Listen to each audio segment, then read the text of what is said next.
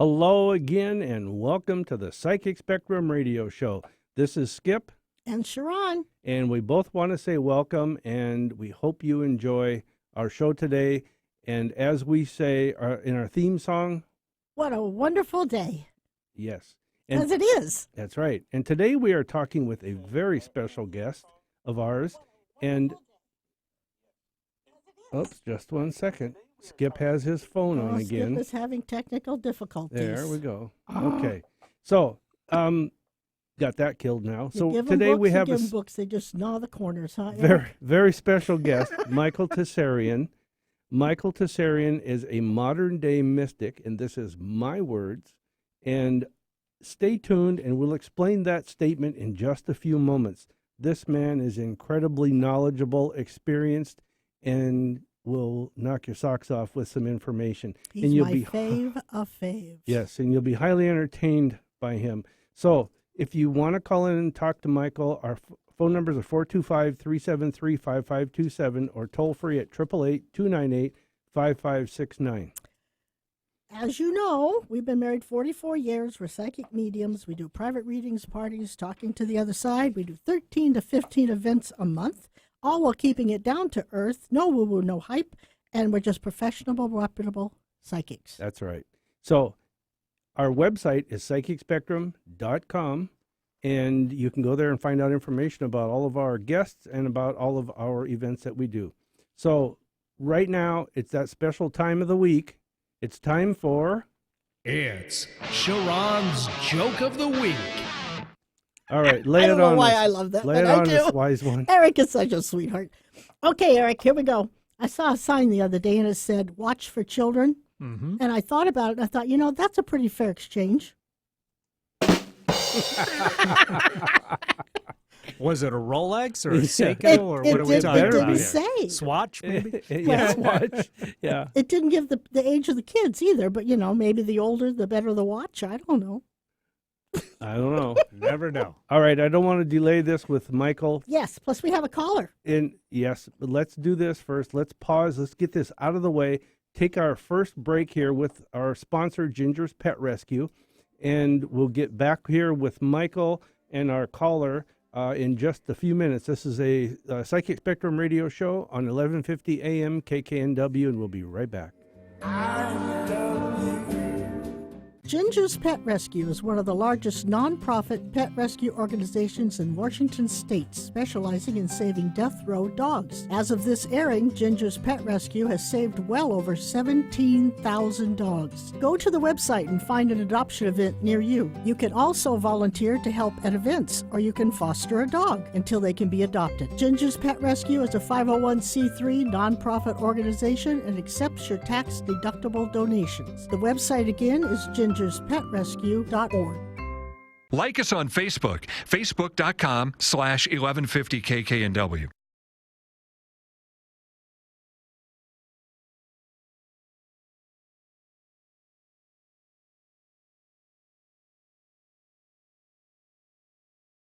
The call. Welcome back to the Psychic Spectrum radio show. I guess I'm going to go ahead and do the call. Yeah, because before we get into our talk with Michael. I'm really excited. We're really excited to talk with him today, Michael Tessarian. So let's talk to, I think it's pronounced Gaurav in Bellevue. Gaurav, I can't talk now. Gaurav, welcome to the show. Did I say it right? Yes. All right. Thank you. That's Excellent. a beautiful name. It is. Well, thank you. It means pride. Oh, really? okay. Oh, that's cool. Yeah. I like that. So what can we do for you today?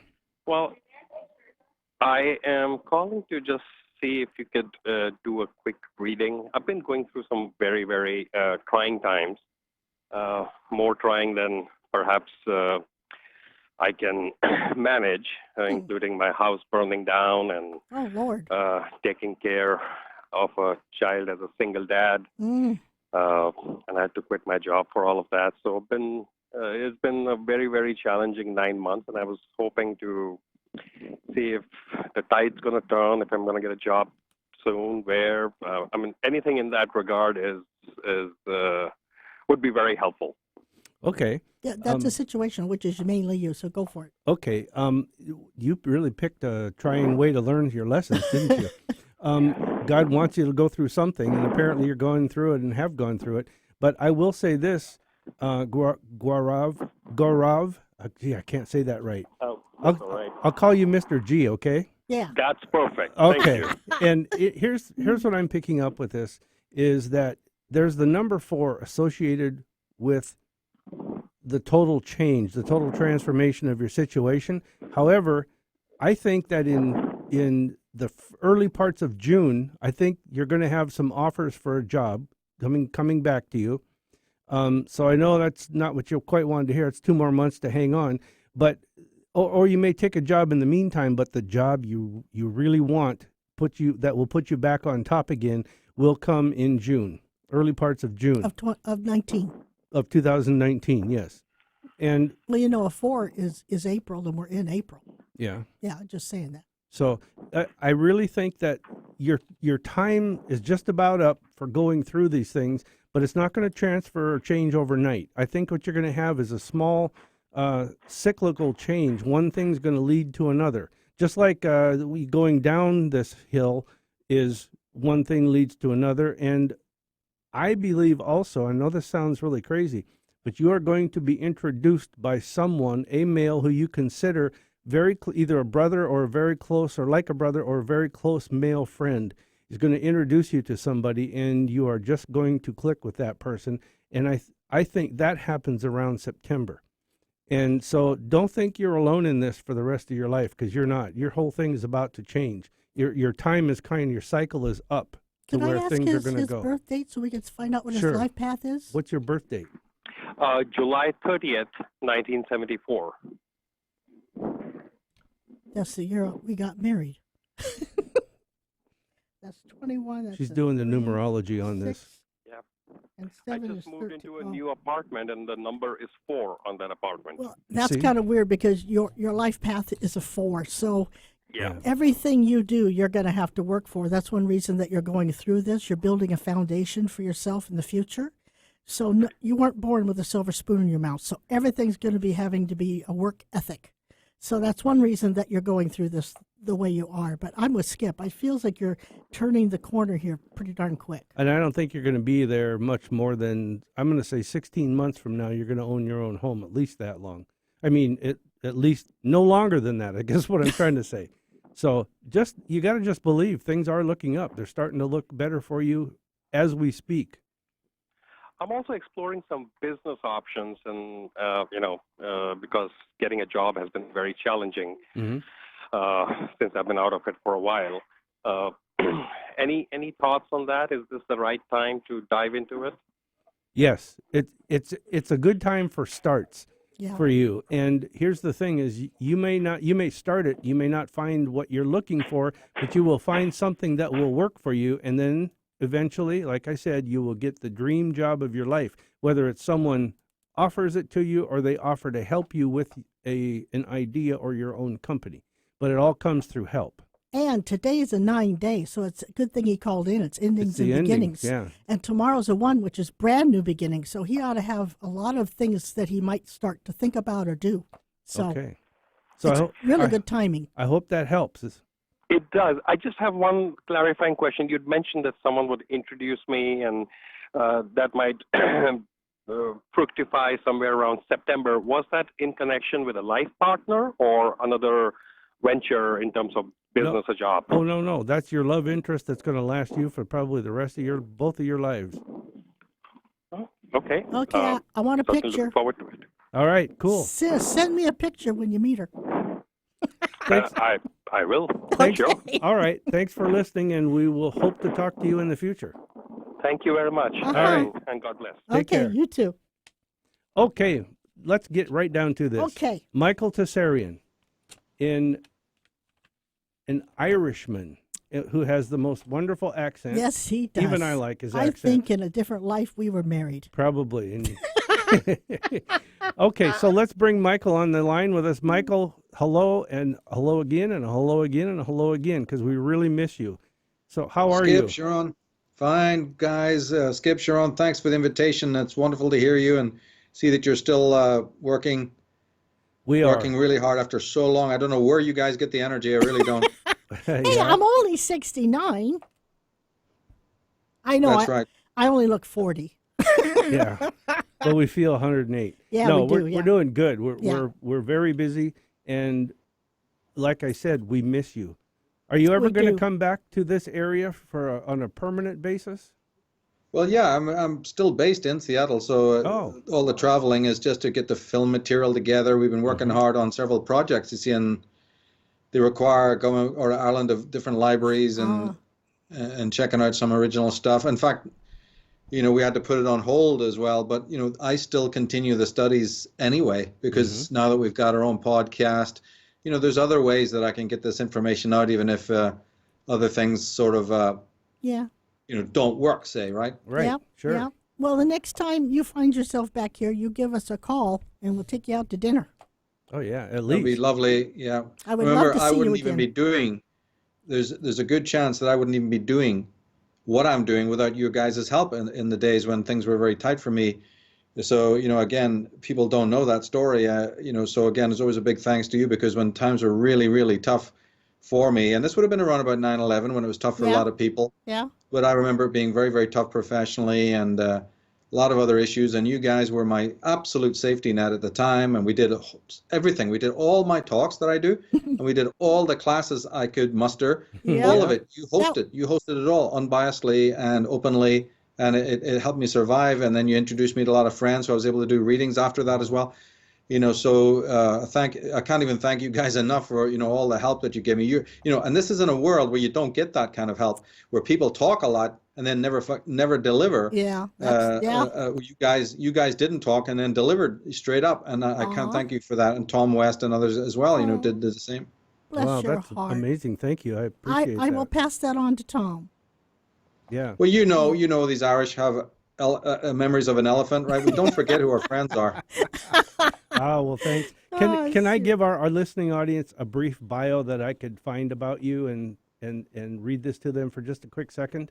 Go ahead, sure. Okay. Love it. Michael Tsarion, spelled Tsarion. Okay, he was raised in Belfast, Northern Ireland, during the height of what was called the Troubles.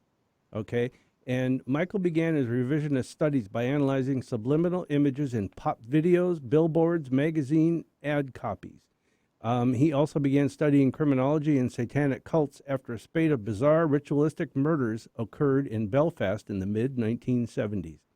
After twice visiting the United States in the early 80s, Michael ventured out into the field to make a close study of Ireland's numerous Cyclopean ruins and megalithic sites.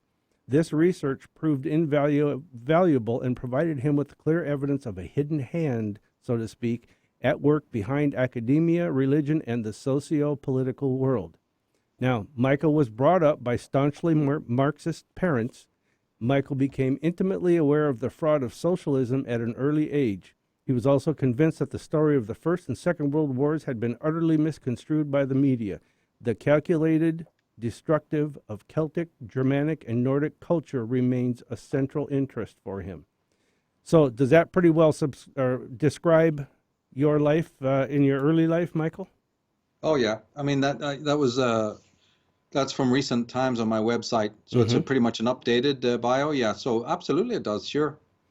And the fact that I'm going to let a little secret out of what you told us, and we were together, was that your grandfather is Tara Singh. And Tara Singh was Punjabi. He was born in 1885, died in 1967. He was part of the partition of India, and he followed Mohandas Gandhi. And he even has a stamp with his image on it. Wow. And that played a key role in your, I guess, forming your mind about things and your reasoning. Am I correct on that? Yeah, if it's the Tara thing you're talking about, he was close to Nehru. He was close to Gandhi. He traveled extensively throughout the world. He was particularly close to one of my great mentors, J. Krishnamurti, because I grew up in a Krishnamurti and Steiner background, you see. So Tara was sort of in the periphery around that. Now, that doesn't mean that he really understood any of their philosophies, but just as a mere fact of life, he was associated with these people. So if he hadn't have been, then probably, I wouldn't have either found those people till much later, and I wouldn't have had that background. So to that extent, even though I have no contact with any of these family members or whatever, for other reasons, nevertheless, there was tremendous learning curve. My dad being a Marxist, as you say, then learning that, oh my God, this socialism is psychotic. And then on the other side, learning that the certain mystical paths, which ones were true and which ones were false. So absolutely, that background is essential to what I'm doing now. And speaking of mystical paths, I said that this was my description, that you are a modern day mystic. And the reason I said that, if I looked up the word mystic, just because that's my impression of you, and that's how I feel about you, but a mystic is defined as a person who seeks by contemplation or self-surrender to obtain unity with or absorption into the deity or the absolute, or one who believes in the spiritual apprehension of truths that are beyond the intellect. And that, to me, summarizes, in my opinion, I don't know whether you agree with that or not, but it summarizes my opinion of your works. Your works are incredible, and the broad spectrum that they cover, yet so narrow in definition of each one of them. Your work is amazing. People should go to his website and check out his stuff. It is amazing. Read his books. How many books have you written? About 30? No. There's about 12. There's about 10 or 11, and another one's on its way. So, and then there's a whole slew of articles on the website as well. So yeah, it's ongoing. Yeah, that's what it was. The articles. Yes. That was the amount. But what is his website? Your website. I'll let you say it. I have it here, but well, you go ahead and say it. It's michaeltessarian.com, correct? Yeah, michaeltessarian.com or MTSAR, MSAR.com for short. Okay. Cool. All right. And let's talk about your work. You've made mention of the presentations you did in our store when we had our store, our metaphysical store. And there's other presentations beyond that, but you have several things like the Western magical tradition, the Hermetic arts of divination, Atlantis and prehistoric civilizations, the occult history of Ireland, the Druids and tree worship, astrotheology, subversive symbolism, symbolic literacy, psychic vampirism, Germanophobia, the female Illuminati, the Western mysticism and idealism, and the war on consciousness. And I'm sure you probably have even more than that by now. Oh, yeah. But your works, I have to say, when you talked about when we met you and how we tried to support you, I have to say, we didn't try, we did. Well, we did for as much as we could. For both of us, I'm going to say this. We were mesmerized by the knowledge that you talked about and gave out and disseminated to our audiences. And so were they. And you are just, I don't want to say you're like a god, but you're like a god in that field, because the things that you told, and that goes with my definition of mysticism, spiritual apprehension of truths that are beyond the intellect. You look into things beyond the way most people look at them. Yeah. Well, I stand on the shoulders of giants. So, but I describe myself, because the definition that you read of mysticism is accurate to a point. But the trouble with that is that some of those definitions could be describing, say, a Gnostic, right? Because there's a broad field, right? I'm not a Gnostic or necessarily religious. So the way I describe myself is as a mystical naturalist. Oh, and that's good. Ooh, I like that. The most like a kind of an Emerson, somebody who's aware that, yes, there's a supernatural tie-in, but there's also the natural tie-in, and that is the Creator has manifested a world around us of which we're deeply and intimately, connected. So I am a mystical person, but I come out of the school of mystical naturalism, just to make that small detail.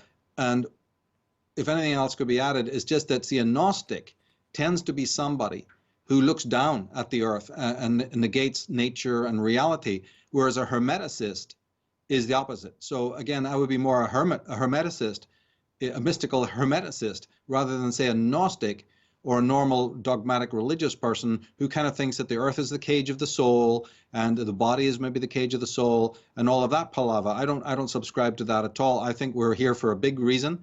Nature is one of our great teachers, like Pythagoras and these kinds of people mentioned that your own body has these proportions in it, like the phi ratio and all. So there's no reason in the wide world to be negating nature like they do in the East, or like Gnostics do, and think of it as a sort of a cage of the soul from which we finally escape, at death. So that would not be a good definition of it's sometimes used as a definition of mystics, and I think it's quite wrong.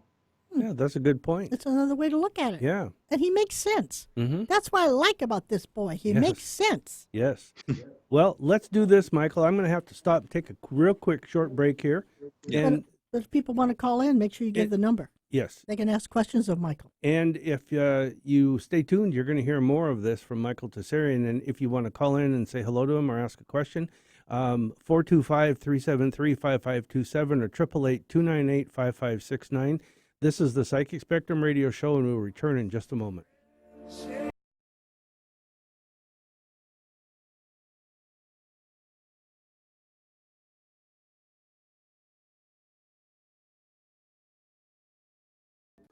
The Psychic Showcase is a weekly event that Sharon and Skip have been doing for 8 years in Fife at the Poodle Dog Restaurant.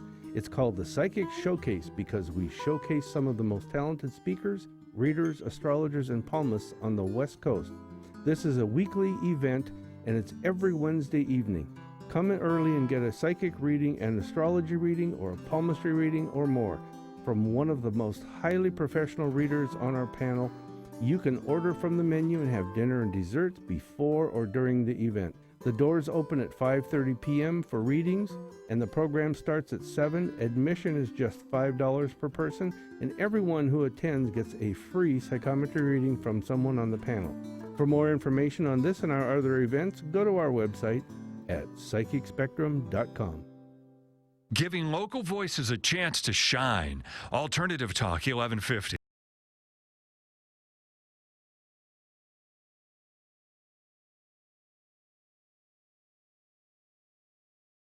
This is the Psychic Spectrum Radio Show on 1150 AM KKNW, and this is Skip and Sharon, and we are back with our special guest, Michael Tessarian.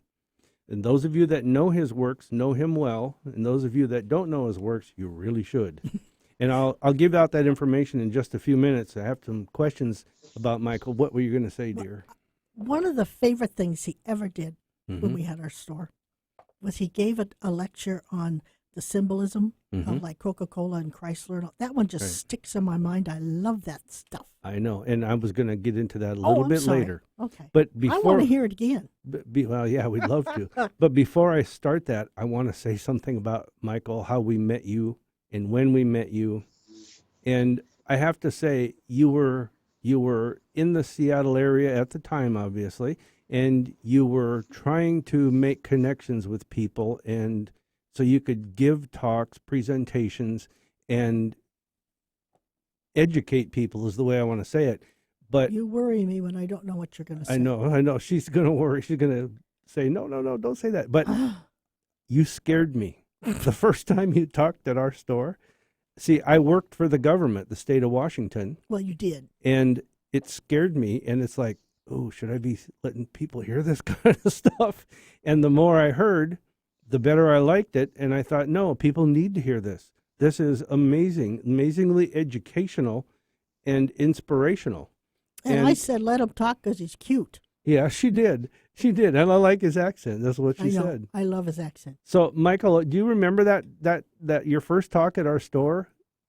Oh yeah, vividly. In fact, I liked the store. I wouldn't say because I've done lots of different venues, and they weren't even as good as your store. And that also it was just a perfect space. And I think that don't forget that when a person's doing a speech, if you're smart at what you do, you judge the audience. I had lots of options to change the tack, but I knew that the people that you had there, were a good group of people who were very, very open to this. And then I could sense that, here's an area we could go down, not exclusively, but they definitely were open to it. This is not some group that was just a bunch of beginners. They knew their stuff. They knew their stuff really well, partly thanks to you and just their own studies. So I would never would have done that unless I knew that they already knew about the subject matter, Yeah. Oh, that's great. It was so cool, though. I wish the ones listening could have been there because it was just cool.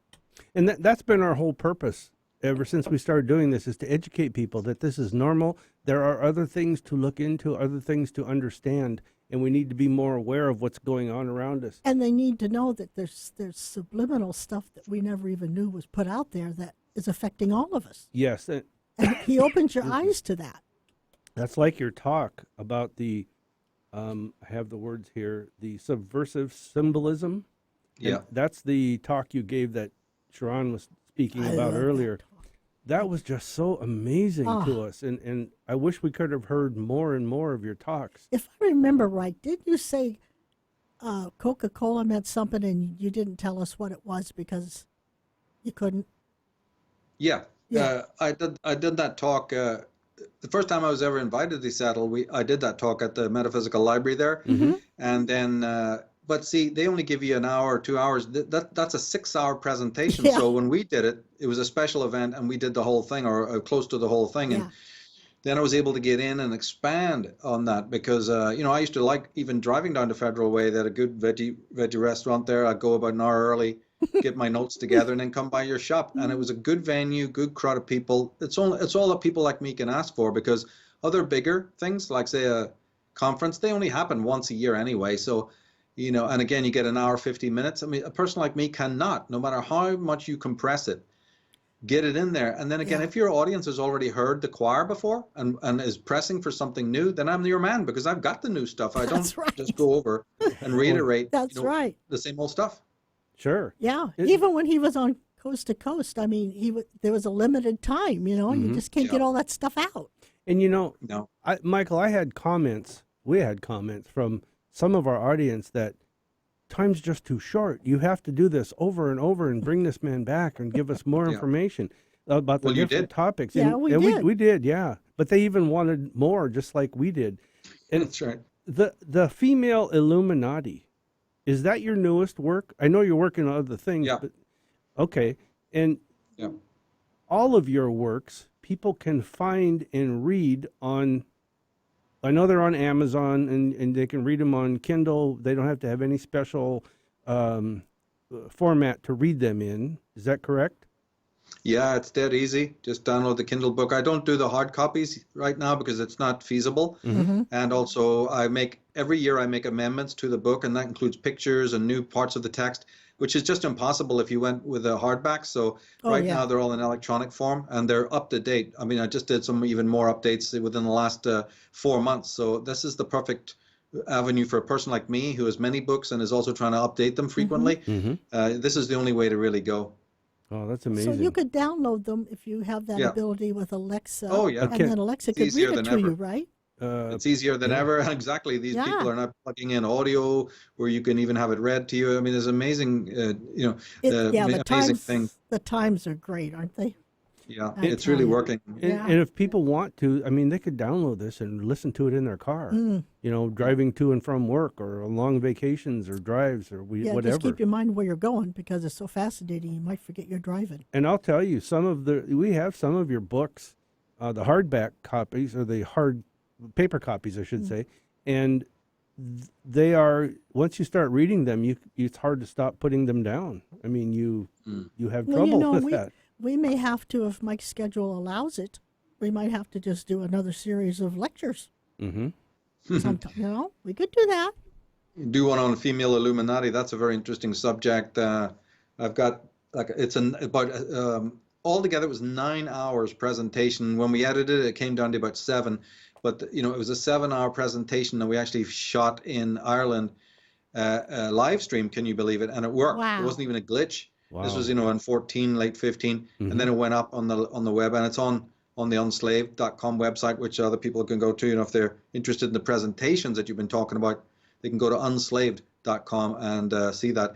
And the female Illuminati is pretty recent, although again, all of my stuff, no matter when it comes out physically to the public, dates back to the 80s. Like you said, and when you read the bio there, I got started in the late 70s and 80s. Studying all of the weird ritual stuff, the satanic stuff. It comes out later with your stories of Jimmy Savile and everything. But do you know that I was onto those guys in the 70s? Yeah. Oh, yeah. Oh, I totally And do you know believe how that. I was into it? No. It was pure intuition. And because you guys will understand this, but see, when you're going from pure feeling, energy, and intuition, nobody believes you. Exactly. Yeah, you're right. Yeah. You're right. Yeah. And I was saying to my closest friends, and they will admit this, as begrudgingly as they will admit it, that you were the one pointing out that these people were evil and satanic just when their ugly mugs came on the television in England and Ireland, and I would be able to say that guy's dark, that guy's dirty. And then it took till now. It took till the new millennium for these people to be exposed. And only people like yourself, you see, will go, hey, we understand what that's like. You can, read what's going on behind the mask, so to speak, right? Yeah. Yes. Yeah. Yes. Within seconds, when you look at someone, you just know. That's right. Now, Michael, your mother was a psychic, correct? Well, yeah, she was, yeah. Okay. Now, so when you say that you were pointing these things out, did you point these out by, was it intuition? Yeah, or intuitive. was it your general knowledge of the mysticism behind things and the hidden hand? No. The strange paradox of my life is back then I had no knowledge. I was as stupid as you can come. I had zero schooling. Yeah.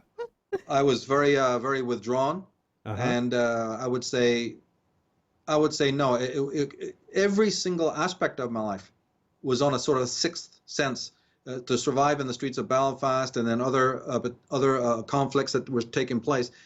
The knowledge centers had been shut down probably since I was about 5 years old, and apart from the odd flicker here and there, it didn't come from books, it didn't come from school, it didn't come from long chats with your mates. Yep. I didn't have any mates, right? It was walking around in what other people would consider a daze. Yeah. But actually, it was more like the right brain was activated, and it was a journey of unspeakable difficulty to move to out of that, and then physically move to America where you're more accepted, and when you speak originally, people promote you and accept you rather than try to nail you to a tree and tar and feather you. In America they're interested in what you say, and so my very first exposure there, which was at various conferences in the Bay Area and then moving up to Seattle, I got an overwhelming response, not just from the audience, but from mavericks like Michael Cremo and Richard Hoagland and Roger Lears. You guys all know this.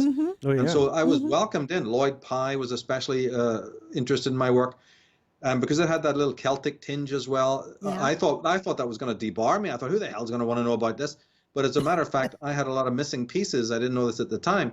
But when I came off the stage, people were running over to and shake my hand going, you filled in these missing pieces. We've known about the paranormal in America for years, but we didn't have the glue that connected some of these parts, Michael. We love your work. And I just couldn't believe it. This was probably around about 2000, moving into 2001 when I met you guys, because I moved to Seattle in 2000. So that's how it started. And then I heard about you guys. I don't know. I can't actually remember how you contacted me or how we actually met first. Did you come to one of the conferences or how did that work? No, I remember it was at a psychic fair here in the Seattle area. And one of our friends, mutual friends, Tom West, said, you got to come and meet this guy. And I'm going, oh, yeah, I heard about his name. Okay. So he took us over and we walked down the aisle. You were walking towards us and he said, oh, he had on white pants and a white shirt. And a colored, I will never forget. I was in love. He introduced us, and from then on, it was total interest in what you said. And Eric is shaking his head, but honest to God. It was intuition as well. Because I do remember it was the Boeing, I think it was connected to the Boeing group, wasn't it? Yes. Yeah, the Boeing Psychic Fair. That's what it was. Yeah, now I remember. And I had a good time there. Yeah, I remember that. And also, see, there's intuition working as well, because if anybody else but Tom had invited me, I wouldn't have been interested. But one look at him, and I knew he's solid to the core. So yeah, that was intuition. I liked him immediately. Me being Irish, him, it just nailed. I knew he was into mystical things, but he was also very down to earth, and I liked his energy. And I said, I trust you. If you know some people, hey, here's my number, let's go. And then he gave me his card, which I liked as well. Yeah. And so I just go by intuition, and that was a time when I did that as well. Nice. It wasn't planned. That's nice. That's cool how it all comes together, isn't it? Michael, we have a caller named Marie. She has a question for you. Is that all right? Oh, yeah, go ahead. Okay, Marie, welcome to the show, and how are you? I'm great, and I love your show. Thank you so much. You guys are so earthy and so fun. I love listening to you, too. Wow, thank you. And I like your accent. Yes, Michael, I'm a fellow countryman, woman from County Clare. Oh. I love accents. You guys talk. I love to listen. Go ahead. I wanted to So can I ask Michael a question? Absolutely, yes. Yeah. I have been, I just have been going through a lot of mental torture, I'm going to say. And I feel like I really need some clarity or some guidance at this point. If there's something you are maybe picking up for me, I would really appreciate some pointers, Michael. Well, Thank see, you. that's not really what I do. Skip and Sharon would be the ones to talk to there. I have done charts in the past when I had my system, but and I still do it for myself, but I have just no time anymore to even do charts for people. I haven't been able to see clients for over a year, and I got a whole list of the people backed up. But yeah, I would say definitely either get a chart from somebody reputable or talk to Skip and Sharon, and they can help you. And also, you can probably get brilliant referrals. I don't know if you know about them. You said you've been listening to their show, so definitely do that. See, yeah. I when I'm not actually professionally doing it, I don't like to give readings for the simple reason that you have to take a lot of responsibility. It's a lot of work to do a chart in my system, so I don't like to offer the evidence until we're really simpatico. And if I'm on the orange alert or red alert where I'm not doing readings, then I will simply not offer it because there's so much karma involved in giving you advice that might not be accurate or 100%. I'm very strict with myself as well. Skip and Sharon know what I'm talking about, right? Oh, yeah. Absolutely. Michael's a purist, and when he's telling you something, he's telling you from the heart, and it's real, and it's exactly the way it is. Yeah. But Marie, can I interject here? Absolutely, Skip. Thank you. Okay. I don't know your circle of friends. I don't know how you mix with people, and I have to say this tongue in cheek because I don't want to offend anybody else who's listening, but you need to draw closer to some friends. If you don't have friends that you think you can do that with, you need to look for new friends or start a new circle around you. And I know this sounds strange, but that's where you'll start. Just the start of gaining insight into where you want to go, what you want to be, what you want to do, how you want your life to run. Sense. Yeah. And because I see you out there as a Berg or alone, and with nobody to really that you can totally trust with everything, and so I think that's the way you need to start. But I also think that there are people who would be interested in you. But I'm going to advise you need to be careful because there are people who will misuse a friendship. Okay? All right. Now, if you'd want to take Michael's advice, which I recommend for you, this is my psychic information, is that a chart would do you really good, but you need a chart that's comprehensive and covers not just who you are and what you have in your fourth house. You need a chart that can also tell you some information. And we do have a psychic who can do that. A psychic astrologer, I should say, and he's excellent. He gave me my very first reading and changed my mind about this stuff.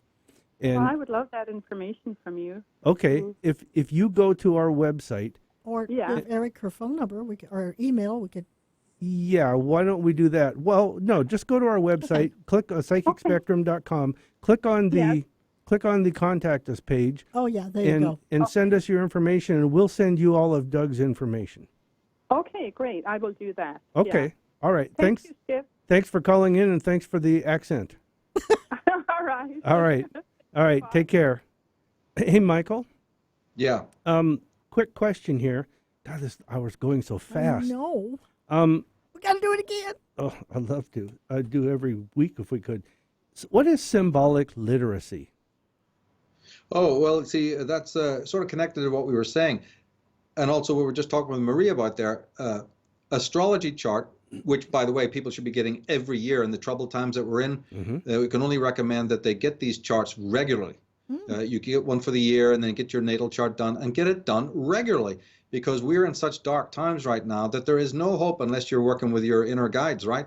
And symbolic literacy is another approach to the same thing. So symbolic literacy is when the right brain, right? There's other words for that, like ancestral brain or the unconscious or the spirit world or whatever, right?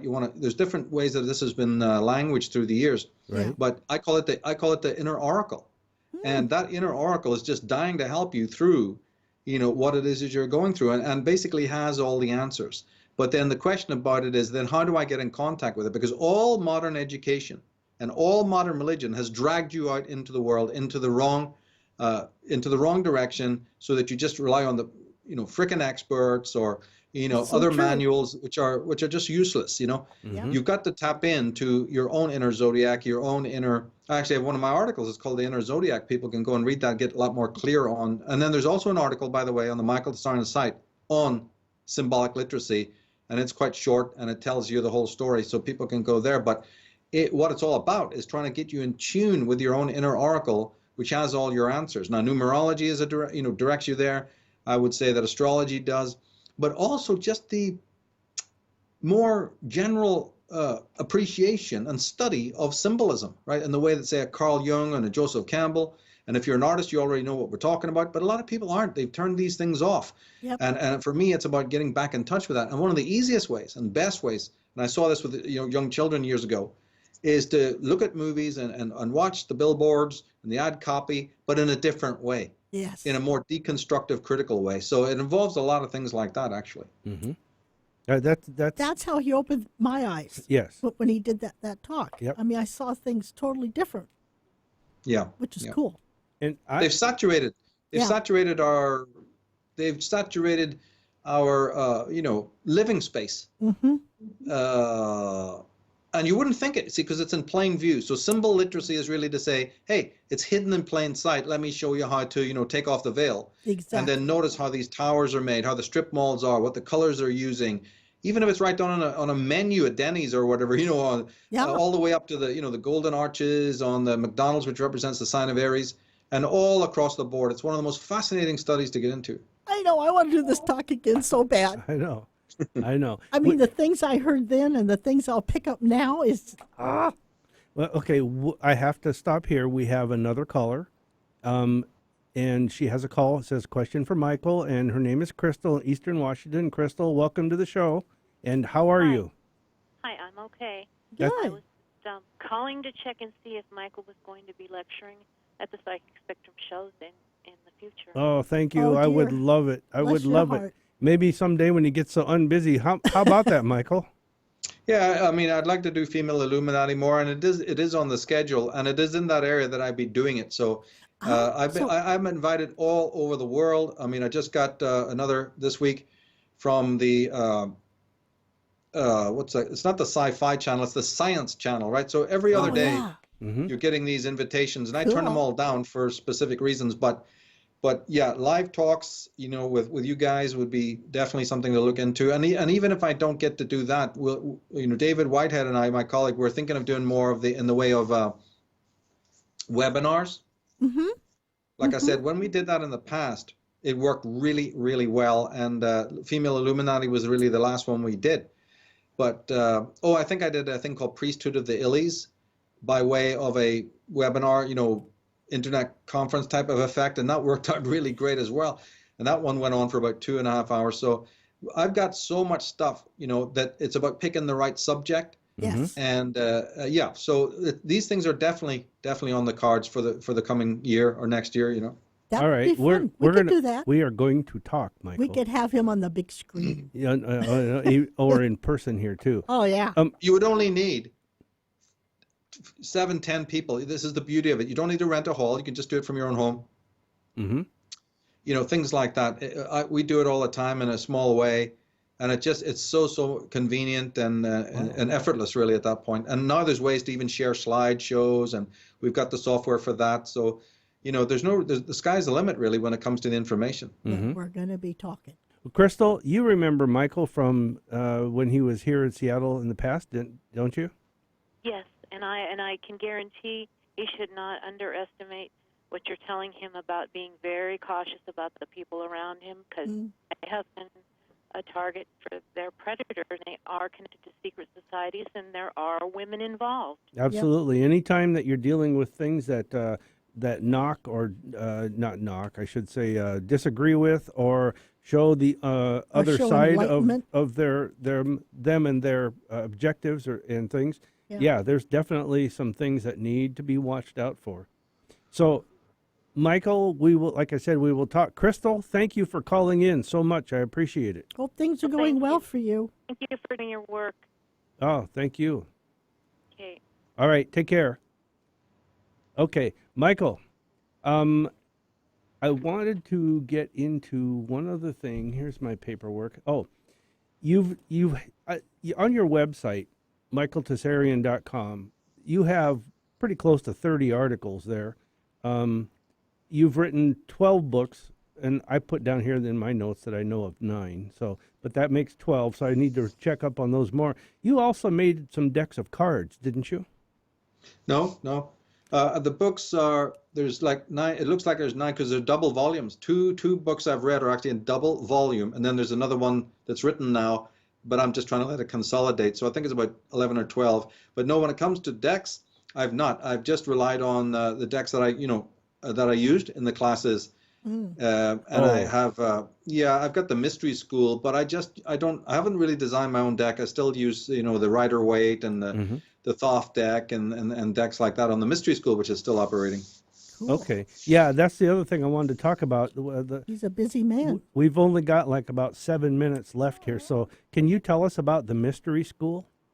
Yeah, it's very much appropriate because when we met, many of the classes I was doing were the Mystery School in person when I used to do that. You gave me the opportunity to come to the Psychic Spectrum to do basically at that time what was, well, a version anyway of what's online at taroscopes.com. That's my other website.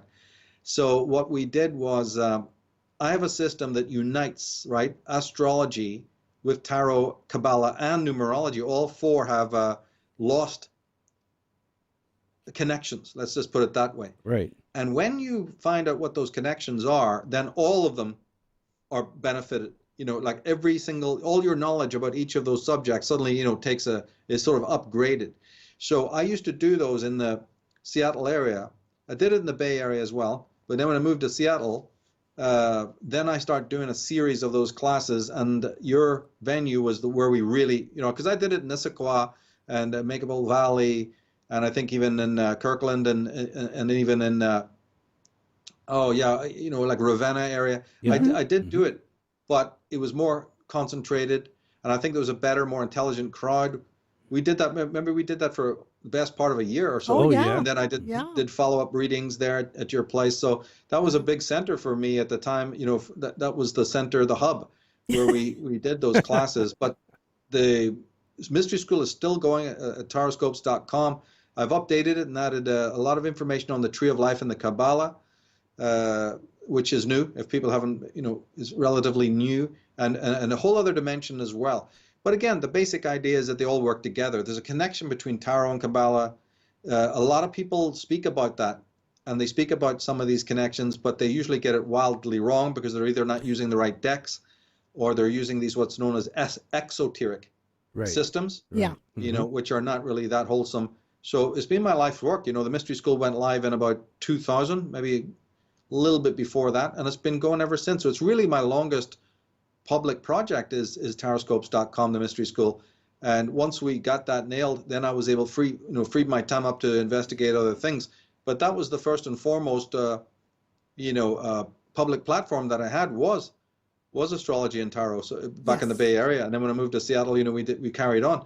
And of course, the trouble was that it was a 9/11. It was 2001, and so all hell broke loose. Oh, it did. And we all went in all crazy directions, and a very, very good opportunity got sort of smashed there. And then everyone had to sort of recover and find their own ground again, which was a very, very difficult task, as you guys well know. Right.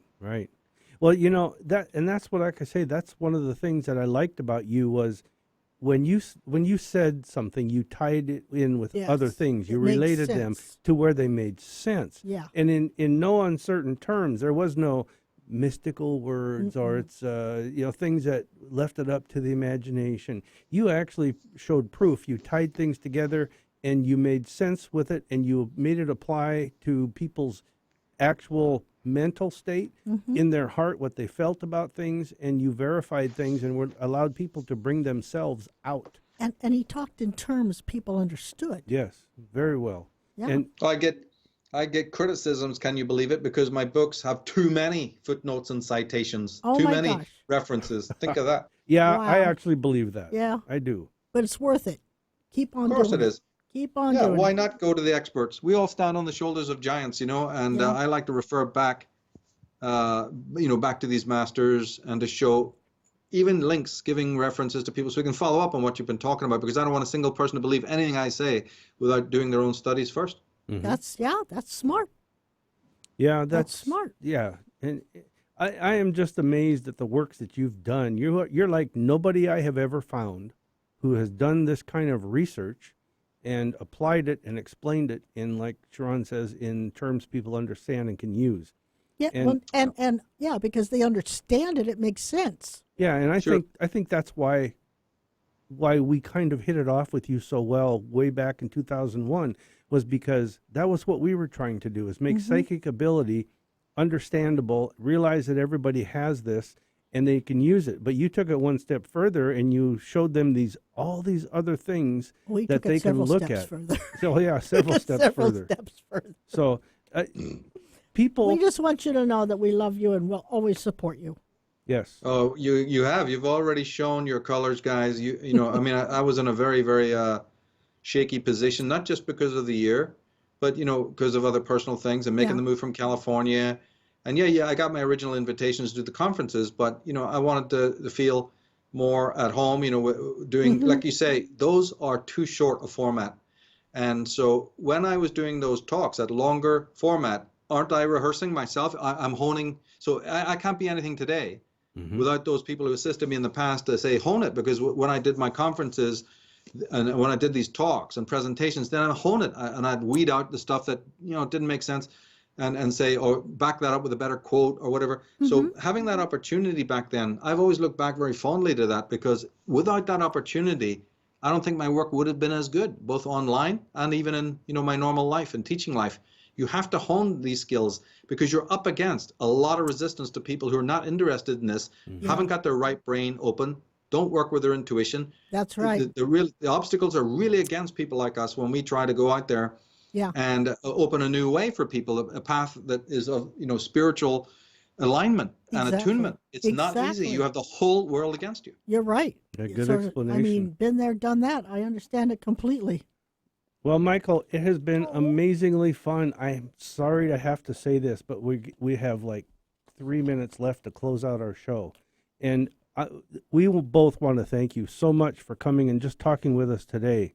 But I do want to extend the invitation that when you're back in Seattle and you are freed up from all of your works, you have some time, if you would even like to do a live presentation, we would love to host the event for you. Or just go out to dinner. Thank you very much, guys. I He appreciate hasn't that said the immensely. word love. You have to call me love yet. Say something with the word love. Okay, love, I'll do that.